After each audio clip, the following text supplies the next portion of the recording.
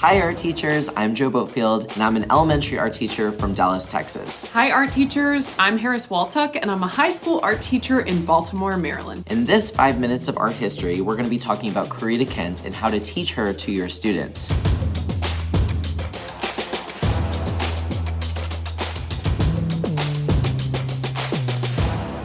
Corita Kent was born in Fort Dodge, Iowa in 1918, but her family relocated to California in 1923. At the age of 18, she entered the Immaculate Heart Convent in Los Angeles, where she studied art from 1936 to 1941 and later taught. Rising to prominence in the 1960s, Corita's departure from the religious order in 1968 marked a pivotal moment in her life. Inspired by an Andy Warhol exhibit in 1962, Corita shifted her artistic focus towards social commentary, particularly on issues like the Vietnam War and the Civil Rights Movement, incorporating text from various sources such as the Bible, song lyrics, and modern poetry into her vibrant abstract artworks. For Corita, who often incorporated messages of social justice and spirituality into her artwork, bold colors helped amplify the message and engage the audience. Corita's commitment to accessibility, social commentary, and the ability to produce multiples meant that her messages could reach a larger audience and have a greater impact. Living through the tumultuous period of the Vietnam War, where millions protested for peace, Corita opposed the conflict and used her art as a tool for advocacy. Her artwork has been displayed in over 80 museums worldwide, with notable achievements including a feature on the cover of Newsweek in 1967, and the creation of the iconic rainbow swash on a Boston Gas Company holding tank